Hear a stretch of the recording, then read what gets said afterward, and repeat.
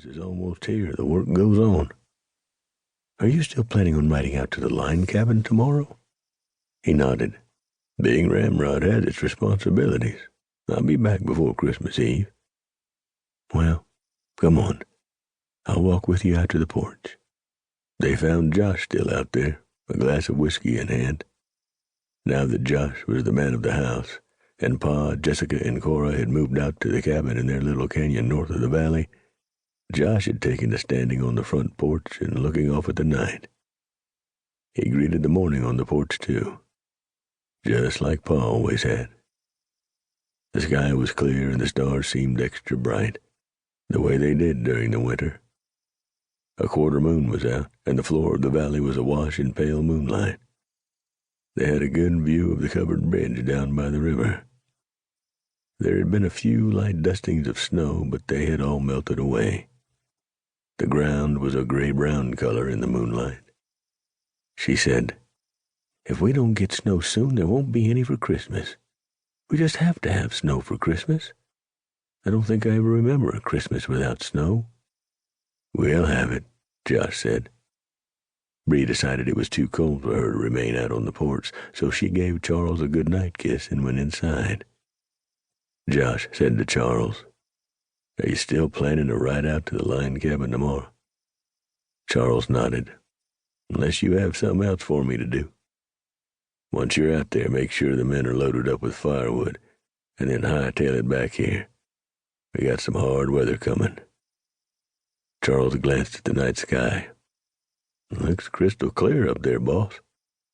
"It looks that way. But when you've lived in these mountains long enough, you develop a sort of feel for the weather. The wind has shifted. It's coming from the north. And more than that, there's a feeling in the air. We're going to be hit with snow, and we're going to be hit hard." 2. Johnny stood on the small porch of the log cabin. Ahead of him was the canyon floor. The far canyon wall was rocky, and out beyond the canyon was a cliff covered with pine. From where he stood, he could see a rocky peak off to the north, hazy in the distance. Johnny had a cup of coffee in his hand, and his gun was buckled into place.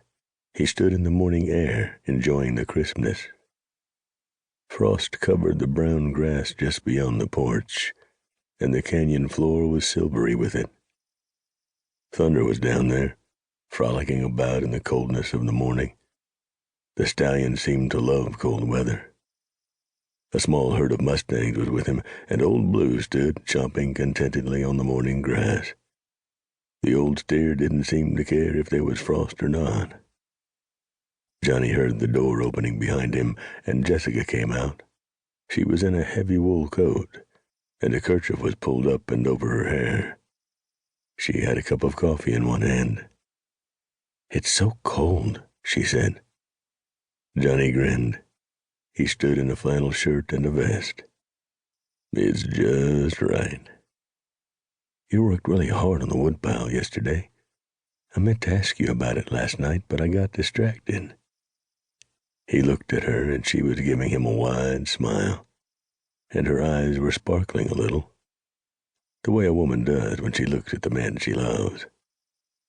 "Distracted," he said. "Seemed to me you were really focused." "Now, Mr. McCabe, I am a lady. A very focused lady." "I'll give you that." She took a sip of coffee and then wrapped both hands around the mug to keep them warm. She said, "But about that wood." "We've had no real snow yet, but there's snow coming. A lot of it, and soon. I want to make sure the woodshed is as full as it can be." "Well, you have 2 more days before we leave for the main house." Johnny shook his head. "We're leaving today, around noon." She looked at him as if to say, "Huh?" Johnny looked off toward the distant peak. "See that white cloud that looks like it's sort of wrapping itself around that mountain top?" She nodded. "Looks kind of pretty." "It is, but it's a sign of death." She blinked with surprise.